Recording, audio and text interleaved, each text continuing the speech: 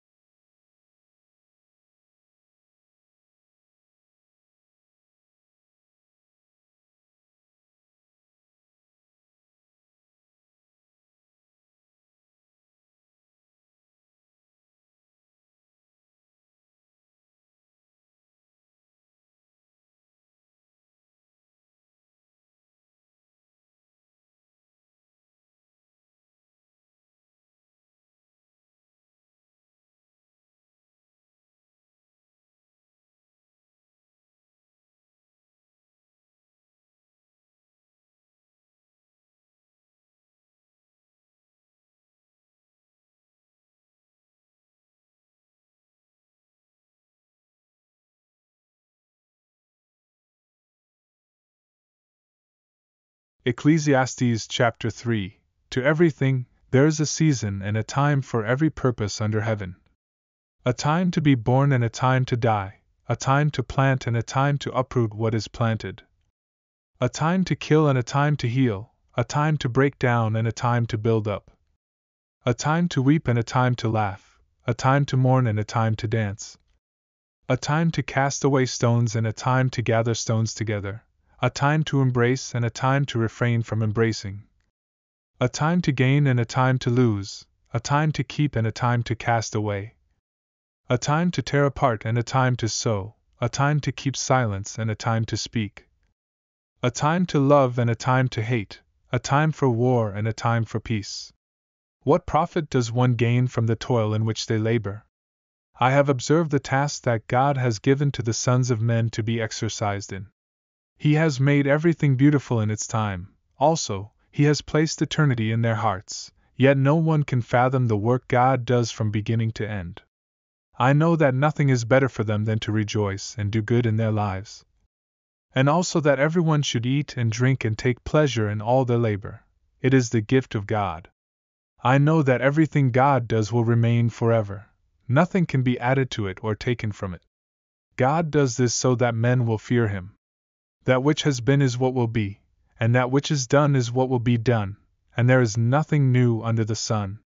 Moreover, I saw under the sun the place of judgment, where there was wickedness, and the place of righteousness, where there was iniquity. I said in my heart, God will judge both the righteous and the wicked, for there is a time for every purpose and every work. I said in my heart concerning the condition of the sons of men, that God might reveal them, and that they might see that they themselves are like beasts. For what befalls the sons of men also befalls beasts. One thing befalls them, as one dies, so dies the other. Surely they all have one breath. Man has no advantage over beasts, for all is vanity. All go to one place, all are from the dust, and all return to dust. Who knows the spirit of man that goes upward and the spirit of the beast that goes downward to the earth? So, I perceive that there is nothing better than for a man to rejoice in his own works, for that is his portion. For who can bring him to see what will happen after him? Ecclesiastes chapter 4. So I turned back and reflected upon all the oppressions that occur under the sun. I saw the tears of those who were oppressed, and they had no comforter, and on the side of their oppressors there was power, but they had no comforter. Therefore, I praise the dead who are already gone more than the living who are still alive. Indeed, it is better for a person who has not yet been born, who has not seen the evil deeds done under the sun. Once more, I observed all the toil and every skillful work, and I saw how people envy their neighbors. This is also futile and a chasing after the wind. The fool folds his hands and consumes his own flesh. It is better to have a handful with tranquility than both hands full of toil and a striving after the wind. Then I returned and saw vanity under the sun. There is one person alone without a second, without child or brother, and yet there is no end to all his toil, and his eye is never satisfied with riches. He asks himself, for whom am I toiling and depriving myself of good things? This too is futile, and it is a grievous task. Two are better than one because they have a good reward for their toil. For if they fall, one will lift up his companion. But woe to the one who falls alone when there is no one to help him up. Also, if two lie together, they will keep warm. But how can one keep warm alone? And if someone overpowers one person, two can resist him. A cord of 3 strands is not quickly broken.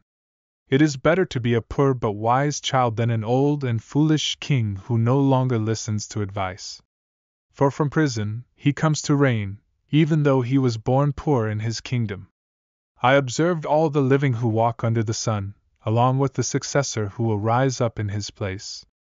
There is no end to all the people who have gone before them. Yet those who come later will not rejoice in him. Surely this too is futile and a striving after the wind. Ecclesiastes chapter 5. Be mindful of your steps when you go to the house of God, and be more eager to listen than to offer the sacrifice of fools, for they don't even realize they do evil. Don't be hasty with your words, and don't let your heart rush to utter anything before God. God is in heaven, and you are on earth, so let your words be few. Dreams come from many worries, and fools are known by their excessive words. When you make a vow to God, don't delay in fulfilling it, for God takes no pleasure in fools. Pay what you vow. It's better not to vow at all than to vow and not pay. Don't let your mouth cause your flesh to sin, and don't say before the angel that it was a mistake. Why should God be angry at your voice and destroy the work of your hands?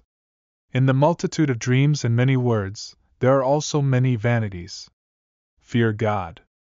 If you see the oppression of the poor and the perversion of justice and judgment in a province, don't be astonished by the matter, for one higher than the highest watches, and there are others higher than they. The earth's profit is for all, even the king profits from the fields. The one who loves silver will not be satisfied with silver, nor the one who loves abundance with their income. This too is futile. When possessions increase, so do those who consume them. What advantage is there to the owners except looking at them with their own eyes? The sleep of a laboring person is sweet, whether they eat little or much, but the abundance of the rich will not allow them to rest. There is a grievous evil I have seen under the sun, riches hoarded to the owner's harm. These riches are lost in a bad venture, and when they have a son, there is nothing left in their hands. As they came from their mother's womb, they will return, naked as they came. They will take nothing for their toil to carry away in their hands. This is a grievous evil, just as they came, so they will go. What profit is there for them in their toil for the wind? All their days they eat in darkness, and they have much sorrow and anger with their sickness. Consider what I have seen. It is good and fitting for one to eat, drink, and enjoy the fruits of their labor under the sun all the days of their life. This is the gift of God. For they will not remember many of the days of their life because God fills them with joy in their heart. Ecclesiastes chapter 6. There is an issue that I have observed beneath the sun, and it is prevalent among people. A person to whom God has granted riches, wealth, and honor, so that they lack nothing for their desires, yet God does not grant them the power to enjoy these blessings. Instead, a stranger enjoys them. This is vanity and a grievous affliction. Suppose a man fathers 100 children and lives many years, so that his days are numerous, but his soul is not satisfied with goodness, and he receives no proper burial. In my view, an untimely birth is better than he. For he comes in emptiness and departs in darkness, and his name will be shrouded in darkness. Moreover, he has not seen the sun or known anything. He has more rest than the other. Even if he lives 1,000 years twice over, he still hasn't experienced goodness. Do not both go to the same place? All the toil of man is for his mouth, yet his appetite remains unsatisfied. What advantage does the wise have over the fool? What does the poor person gain who knows how to live before the living?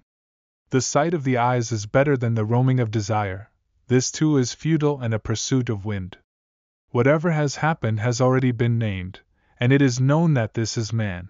He cannot contend with the one who is mightier than he. Since there are many things that increase vanity, what does man gain from it? For who knows what is good for man during his vain life, which he passes like a shadow? Who can tell a man what will happen after him beneath the sun? Ecclesiastes chapter 7. A good reputation is more valuable than precious ointment, and the day of death is more significant than the day of one's birth. It is wiser to visit a house of mourning than a house of feasting because death is the destiny of all, and the living should contemplate it. Sorrow can be more instructive than laughter. It can refine the heart through its gravity. The wise find themselves in the house of mourning, while fools revel in the house of mirth. It is better to heed the counsel of the wise than to listen to the song of fools, for the laughter of fools is as empty as the crackling of thorns under a pot. Oppression can drive a wise person to madness, and a bribe can corrupt the heart. The end of a matter is better than its beginning, and patience surpasses pride. Don't be quick to anger, as anger resides in the hearts of fools. Don't say, "Why were the former days better than these?" You are not acting wisely by asking such questions. Wisdom is beneficial when combined with an inheritance, providing profit to those who see the sun. Wisdom and money both have their uses, but wisdom offers the advantage of giving life to those who possess it. Consider the works of God, for who can straighten what he has made crooked? In times of prosperity, be joyful, but in adversity, reflect on the fact that God has set one against the other so that humanity may find no fault with him. I have observed everything during my fleeting days of vanity. A just person can perish in their righteousness, while a wicked one may prolong their life in wickedness. Don't be overly righteous or excessively wise, as it can harm you. Nor should you be overly wicked or foolish, for it can lead to your premature death. Hold on to this balance. One who fears God will navigate it well. Wisdom bolsters the wise more than 10 mighty men in the city. There is no one on earth who is perfectly righteous and without sin. Don't pay too much attention to every word spoken, or you may hear your servant curse you. For you, too, have cursed others in your heart many times. I have searched for wisdom diligently, yet it eluded me. It is beyond reach, profound, and elusive. I set my heart on understanding, exploring, and seeking wisdom and the reason behind things. I also wanted to understand the foolishness and madness that are part of human folly. I discovered something more bitter than death, a woman who ensnares with her heart, whose hands are like chains.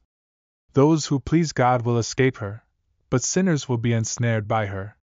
I have searched, but I have only found this: among 1,000 men, I have found one upright person, but not a single upright woman among them all.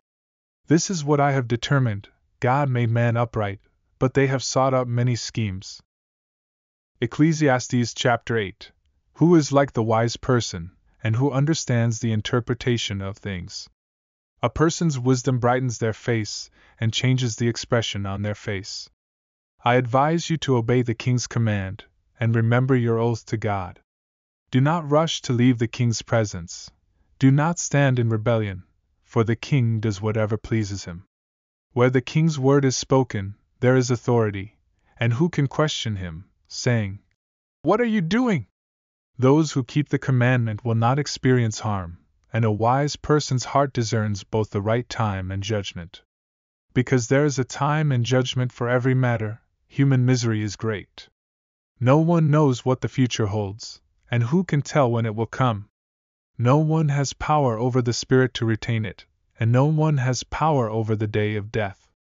There is no discharge in that war, and wickedness cannot save those given to it. I have observed all these things and focused my heart on every work done under the sun. There is a time when one person rules over another to their own detriment. I have seen the wicked buried, those who had come and gone from the holy place, and they were forgotten in the city where they had acted. This, too, is futile. Because a sentence against an evil deed is not executed quickly, the hearts of people are encouraged to do evil.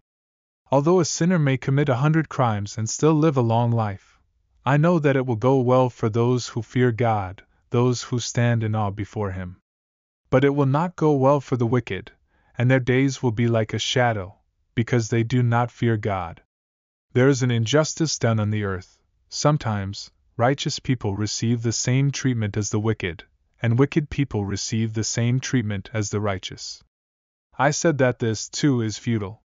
So I embraced mirth, recognizing that there is nothing better for a person under the sun than to eat, drink, and be merry. This joy will accompany them in their toil during the days of their life, which God has given them under the sun. When I set my heart to acquire wisdom and to observe the work done on the earth, whether day or night without sleep, I realized that one cannot fully comprehend the work God does under the sun. Even though a person may labor to seek it out, they will not find it. Even if a wise person thinks they can understand it, they will not be able to grasp it. Ecclesiastes chapter 9.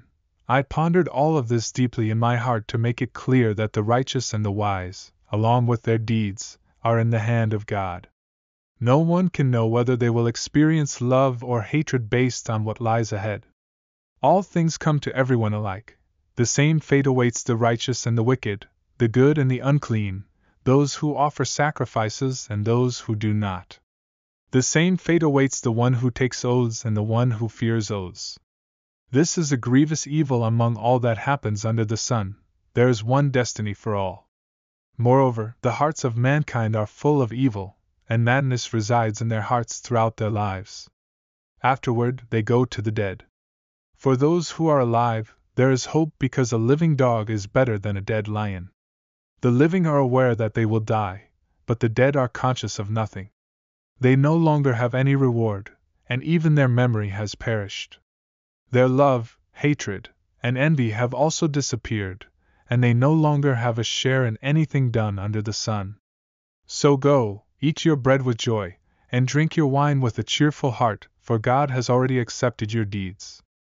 Let your garments always be white, and may you never lack anointing oil for your head. Enjoy life with the wife you love throughout all the days of your fleeting life, which has been given to you under the sun, all your fleeting days. For this is your portion in life and in the labor that you do under the sun. Whatever your hand finds to do, do it with all your might, for there is no work, planning, knowledge, or wisdom in the realm of the dead where you are going. I observed further under the sun, the race is not always won by the swift, the battle is not always won by the strong, and food is not always provided to the wise. Riches are not always given to the intelligent, and favor is not always shown to the skilled. Time and chance can happen to anyone. For no one knows their appointed time. As fish are caught in a cruel net or birds are taken in a snare, so people are trapped by evil times that fall unexpectedly upon them. This wisdom I have also observed under the sun, and it impressed me greatly. There was a small city with only a few inhabitants, and a great king came against it, surrounded it, and built strong siege works against it. But there was found in the city a poor, wise man who used his wisdom to deliver the city. Yet no one remembered that poor man. So I concluded that wisdom is better than strength, although the poor man's wisdom is despised, and his words are not heeded. The wise person's words are heard in calmness, but the shouting of a ruler among fools is not. Wisdom is superior to weapons of war, but one sinner can destroy much good. Ecclesiastes chapter 10. Dead flies can make the perfumer's ointment give off a foul odor, so can a little foolishness tarnish the reputation of one known for wisdom and honor. A wise person's heart leads them in the right direction, while a fool's heart leads them astray. Even when a fool is on the road, their lack of wisdom is evident to everyone they meet. If a ruler becomes angry with you, do not leave your post. Remaining calm can prevent major disputes. I have seen an injustice under the sun, foolish people in high positions, while the rich are relegated to lowly places.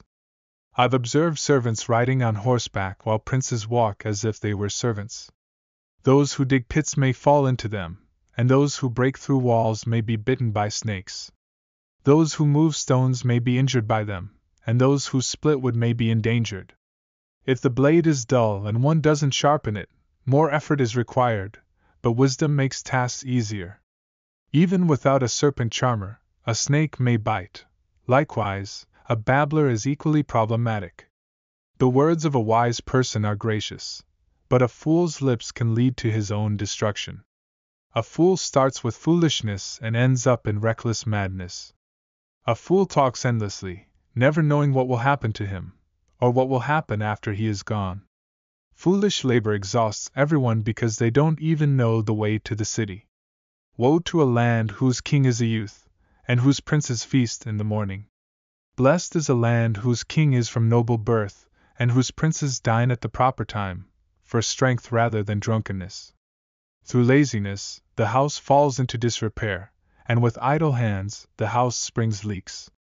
A feast is made for enjoyment, and wine makes the heart glad, but money can resolve many things. Do not curse the king, even in your thoughts, and do not curse the rich in your bedroom, for a bird of the air may carry your words, and a creature with wings may report your speech. Ecclesiastes chapter 11. Cast your bread upon the waters, for you will find it again after many days. Give a portion to 7, or even to 8, for you do not know what adversity may come upon the earth. If the clouds are full of rain, they will pour it out upon the earth, and when a tree falls, whether it falls to the south or to the north, in the place where it falls, there it will lie. Those who watch the wind will not sow, and those who observe the clouds will not reap. Just as you do not understand the way of the wind or how the bones form in the womb of a pregnant woman, you also do not comprehend the works of God, who makes everything. Sow your seed in the morning and do not withhold your hand in the evening, for you do not know which will succeed, whether this or that, or if both will be equally good. Indeed, the light is pleasant, and it is delightful for the eyes to see the sun. But if a person lives many years and rejoices in them all, they should remember that the days of darkness will be many. Everything that comes is vanity. So, young person, be joyful in your youth, let your heart cheer you in the days of your youth, follow the desires of your heart, and the things your eyes see. But know that for all these things, God will bring you into judgment. Therefore, remove sorrow from your heart and put away evil from your body, for childhood and youth are fleeting. Ecclesiastes chapter 12. Remember your Creator in the days of your youth, before the evil days come and the years draw near when you will say, I have no pleasure in them. Before the sun, light, moon, and stars are darkened, and the clouds return after the rain. In the day when the keepers of the house tremble, and the strong men bow themselves, and the grinders cease because they are few, and those who look out of the windows are darkened, and the doors are shut in the streets, when the sound of grinding is low, and you rise up at the voice of the bird, and all the daughters of music are brought low. Also, when you are afraid of heights, and fears are in the way, and the almond tree flourishes, and the grasshopper becomes a burden, and desire fails. For man goes to his long home, and mourners go about the streets. Before the silver cord is loosed, or the golden bowl is broken, or the pitcher is broken at the fountain, or the wheel is broken at the cistern, then shall the dust return to the earth as it was, and the spirit shall return to God who gave it. Vanity of vanities, says the preacher. All is vanity. And furthermore, because the preacher was wise, he continued to teach the people knowledge. He gave careful attention, sought out, and organized many proverbs. The preacher sought to find acceptable words, and what was written was upright, even words of truth. The words of the wise are like goads, and they are like nails firmly fastened by the masters of assemblies, given from one shepherd.